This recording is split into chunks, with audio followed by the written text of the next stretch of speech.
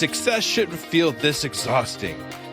If you're winning on paper, but burning out behind the scenes, you aren't failing. You're stuck in a psychological bottleneck called a hurdle of stop. I've been there. On the outside, things look great, but I was secretly burning out, convinced I was just lucky, and waiting to be exposed as a fraud. I realized I didn't have a business problem. I had a mindset block. Whether it's imposter syndrome, perfectionism, or fear or failure, these aren't just feelings. They are growth bottlenecks. Identify your specific hurdle and get one immediate action step to regain your momentum today. Go to tuepodcast.net/quiz. That's tuepodcast.net/quiz to take the 3-minute assessment and get your report now. This is an Undiscovered Legacy production and proud member of Pod Nation Media Network. Welcome to Business Conversations with Pi and Piet 2.0, where the advice is real, but the voices are AI. I'm Scoob, and we're harnessing cutting-edge artificial intelligence to tackle real-world business challenges and deliver actionable strategies you can implement right now. Joining us is our newest AI voice, Piet, sharp, insightful, and ready to challenge conventional wisdom. The questions are real, the data is vast, and the insights game-changing. So buckle up, Scoob believers. It's time to get across the start line. Let's dive in. You know those old cartoons where the character is frantically laying down the train tracks while the train is literally speeding right behind them? Oh, yeah, inches away from the wheels. Exactly. And that frantic, just pure survival mode is exactly why one of our listeners wrote into tuepodcast.net as core with the deceptively simple question. Let me guess. It's about time management. Basically, yeah. The question was, where should I actually be focusing my time as a solo founder? Ah, man. That is like the core struggle of the solopreneur right there. It really is. Because the default advice out there, it isn't actually a strategy. It usually just boils down to generic hustle culture. Right. The whole wake up at 4 a.m., take a cold plunge, and grind for 100 hours a week until something breaks. Yeah, and usually the thing that breaks is you. Which is completely unsustainable. I mean, as a solo founder, you are the CEO setting the vision, but you're also the intern fetching the coffee. And the marketing department writing the tweets. Exactly. And the janitor sweeping up the mess at the end of the day. So today, we are tearing up that generic grind harder advice. Good. It needs to go.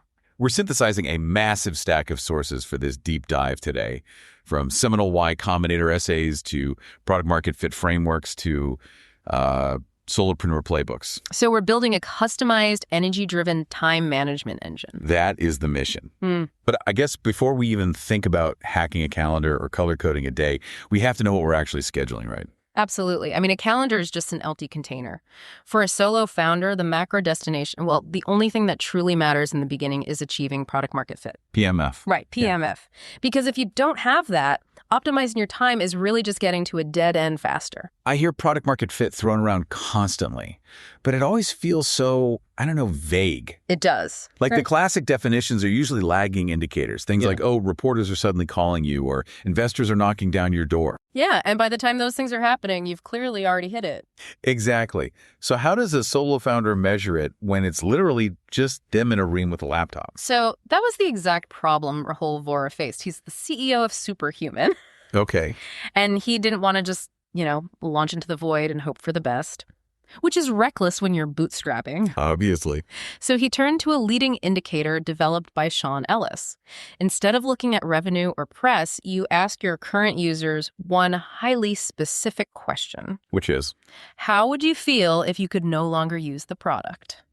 Oh, interesting. And the choices are usually things like very disappointed, somewhat disappointed, or not disappointed. Precisely. And the magic benchmark you were looking for is 40%. 40%. You need 40% of your users to answer very disappointed. If you hit that number, you have a Gus line for sustainable exponential growth. Wait, 40% feels is that high? It's rigorous.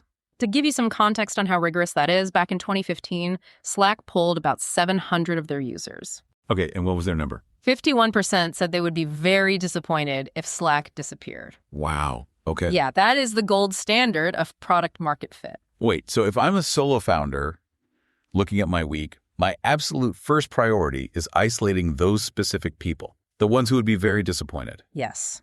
The sources call them high expectation customers, or HXCs. HXCs. Okay, but once I find them, how does that translate into a daily schedule? It becomes a very strict math equation for your product roadmap. The framework suggests dividing your developmental time exactly in half. Exactly 50-50. Right. Yeah. You spend 50% of your time doubling down on what those high expectation customers already love. Making the core experience faster, more intuitive, that sort of thing. Exactly. You solidify your base. Okay, that makes sense. But what about the other 50%? The other 50 goes toward the users who answered somewhat disappointed, but with a massive caveat. Uh-oh. What's the caveat? You only focus on the somewhat disappointed users who actually value your core benefit, but are holding back because of, say, a missing feature or a bug. I see. But I'm struggling with the third group, though. The not disappointed folks. Yeah. What do you do with the users who say they would be not disappointed if your product disappeared? Because human nature, especially founder nature, is to try and win everyone over. Oh, completely. It feels unnatural to just leave money on the table like that. Well, you have to politely ignore them. Really, just ignore them. This is where most solo founders bleed time. They try to build a Swiss Army knife to please the people who are never going to love the product in the first place. Oh, wow. You just cannot afford the cognitive load of building features for tourists. You only build for the people who want to move into your ecosystem permanently. That requires a ton of discipline. Yeah. But even if you are ruthlessly prioritizing that 50-50 split, you still have to, execute the work. Right. And this is where the sources shift from the math of the product to the psychology of the founder. To do this without burning out, you have to operate in what psychologist Gay Hendricks calls the zone of genius. Yes, this concept was so foundational because it completely divorces time from productivity. It really does. Hendricks categorizes all our activities into 4 zones. Okay, let's break them down. First is the zone of incompetence. These are things others do significantly better than you, and doing them just drains your will to live. For me, that's accounting. Exactly. Then the second is the zone of competence. You're fine at it, but anyone else could do it just as well. And then there's the third zone, the zone of excellence. When I was going through the research, this stood out as the biggest trap for a solo founder. Why did that strike you as a trap? Because excellence sounds like exactly where you want to be. But the sources argue it's actually incredibly dangerous. Because you're too comfortable. Well, because these are activities you are genuinely highly skilled at. You're probably better at them than most people you know. And because of that, you get a lot of praise, and it feeds your ego. But if you sit down and are really honest with yourself, those tasks are secretly draining your energy reserves. Oh, interesting. Yeah, I look at the zone of excellence kind of like eating fast food. Unpack that a bit. How does excellence equate to fast food?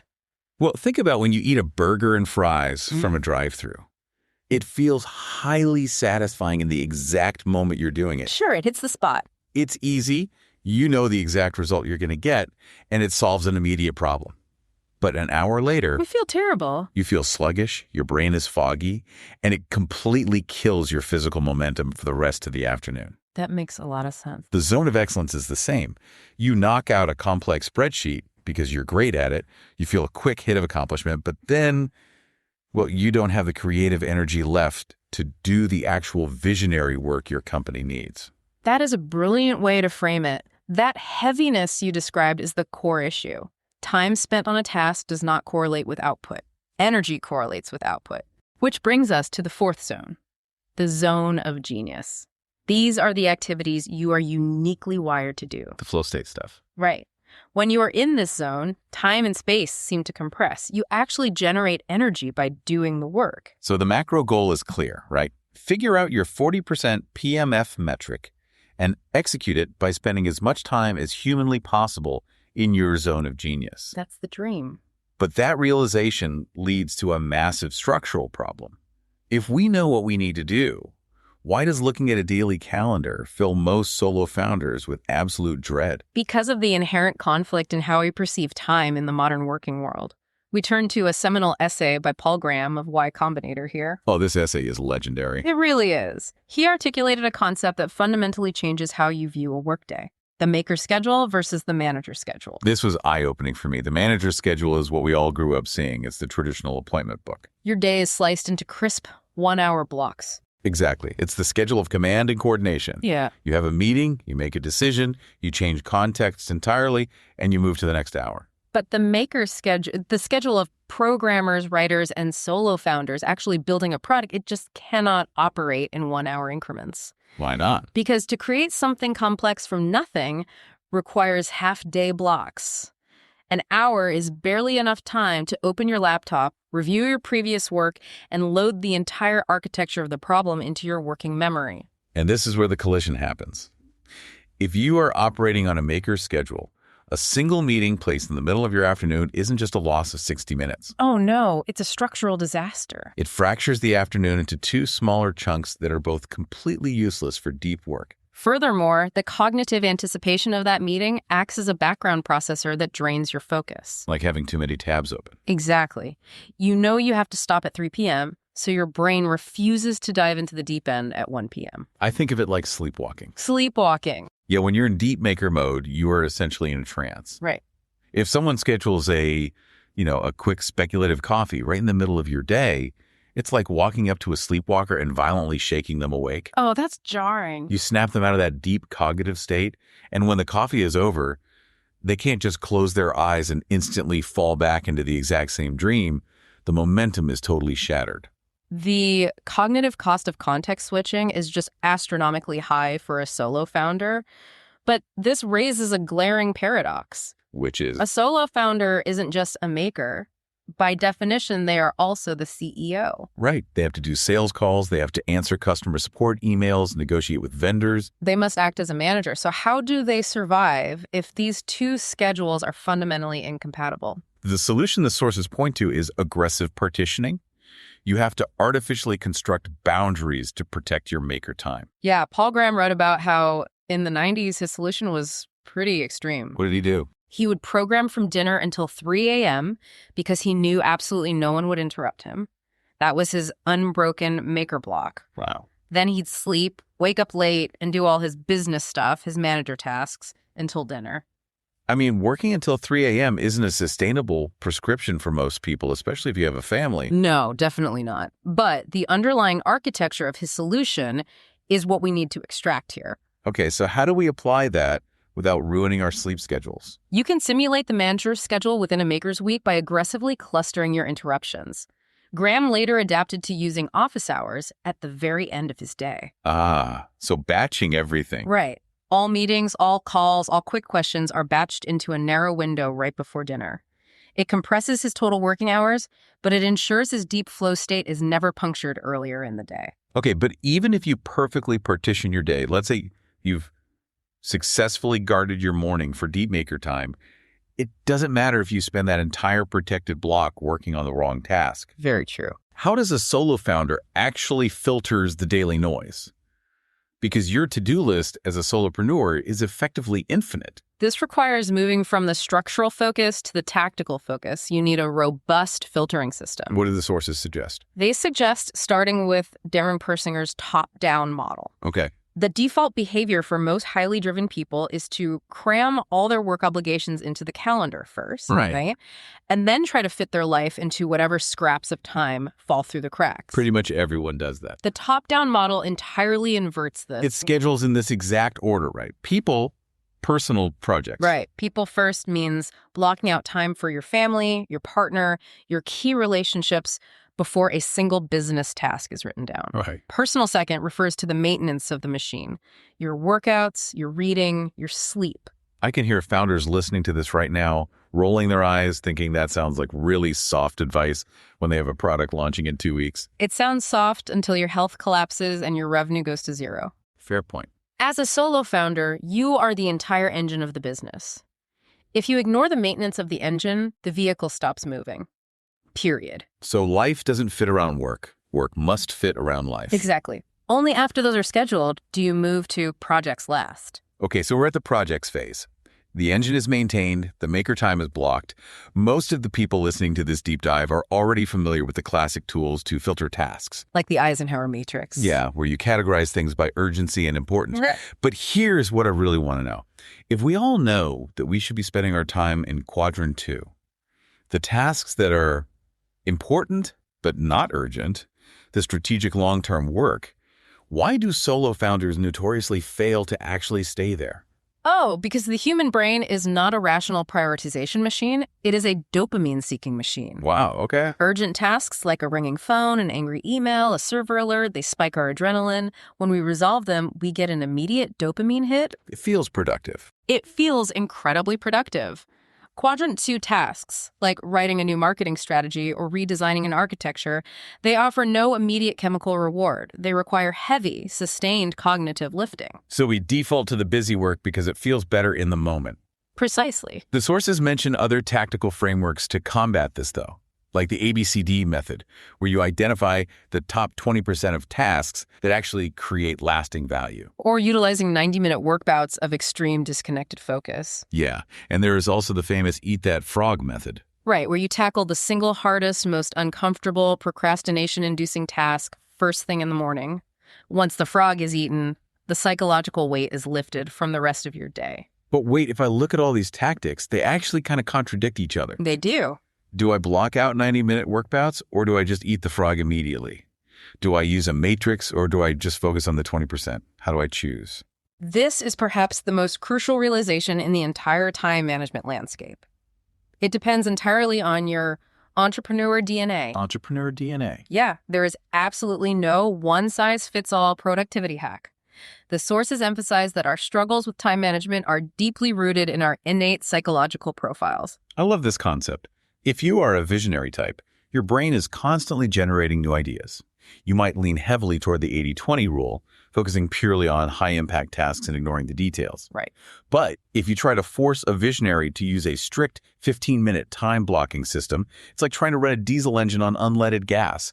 It will completely sputter out and stall. The friction will cause massive burnout. Exactly. Conversely, if you are an architect or an innovator, your brain craves structure. You need that rigid time blocking to feel secure enough to do deep work. Makes sense. Or if you are a hustler profile, you thrive on momentum and action, which means eating the frog early in the day is the perfect catalyst for your energy. So you cannot adopt another founder system just because they went viral on social media for it. Definitely not. You have to audit your own psychology and implement the framework that leverages your natural inclinations. Okay, so you've found your DNA. Your calendar is blocked. Your tasks are filtered, and you're operating in your zone of genius. But a solo founder's schedule doesn't exist in a vacuum, right? Unfortunately, no. It is under constant attack from reality. Software breaks, clients panic, markets shift, which brings us to the final hurdle, building guardrails to protect this entire system. A framework without guardrails is little more than a wish. The golden rule for protecting your time from the chaos of reality is a strict 3-step sequential process. Eliminate, automate, delegate. And the sequence is non-negotiable. Because if you do it out of order, it backfires completely. The sources explicitly warn to never, ever delegate broken systems. Oh, that's a nightmare. If your inbox is a disorganized mess and you just hand the login to a virtual assistant, you haven't bought yourself freedom. You've just become a middle manager of your own mess. Precisely. First, you must rigorously eliminate the task. Ask yourself, does this actually serve my goal of getting 40% of my users to be very disappointed without me? And if the answer is no, stop doing it entirely. Just cut it. If it absolutely must be done, look to automate it.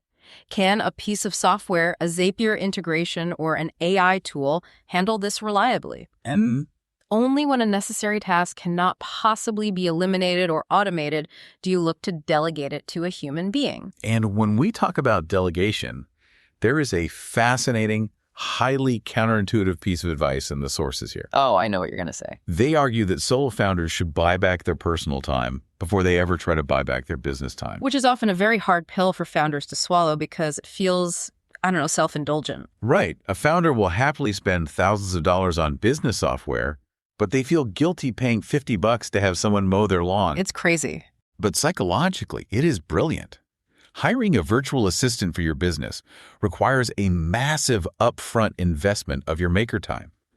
You have to write standard operating procedures. You have to interview them, train them, review their work. It's exhausting. But if you hire a lawn care service or use Instacart for your groceries or hire someone to clean your house, you instantly buy back 5 to 10 hours of your weekend. And there is zero onboarding required. You don't have to train someone on how to deliver your groceries. You get immediate personal leverage, and you can redirect that recovered energy straight back into your zone of genius. Speaking of energy, as we look at building these guardrails, the sources highlight 2 massive traps that solopreneurs fall into when trying to protect their time. The first is the fantasy of theme days. Ah, yes. Marketing Mondays, Finance Fridays. They look absolutely beautiful on a color-coded spreadsheet. But they don't work. They are a trap because real solo work is fiercely reactive. If your business depends on external clients or shifting timelines, you do not possess the leverage to dictate what happens on a Tuesday. That makes sense. If you rigidify your schedule into theme days, the minute an unavoidable emergency occurs, your entire week's architecture collapses.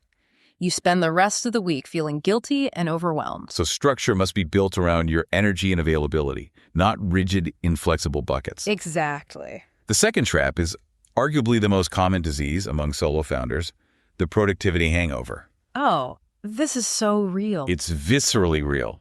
It's that scenario where you push through the brain fog, you grind until 2 a.m. to finish a massive project, and when your head finally hits the pillow, you feel like an absolute superhero. But the biological toll is collected the very next morning. Exactly. I compare the productivity hangover to hitting the gym way too hard on leg day. Okay, I like this. While you're in the gym, the adrenaline is pumping, the music is loud, and you feel invincible. It feels like a massive accomplishment. But you wake up the next morning, and your muscles are so destroyed, you literally cannot walk up the stairs for 3 days. You might have had one great workout, but you completely wrecked your overall momentum for the entire week. It's the exact same thing with deep work.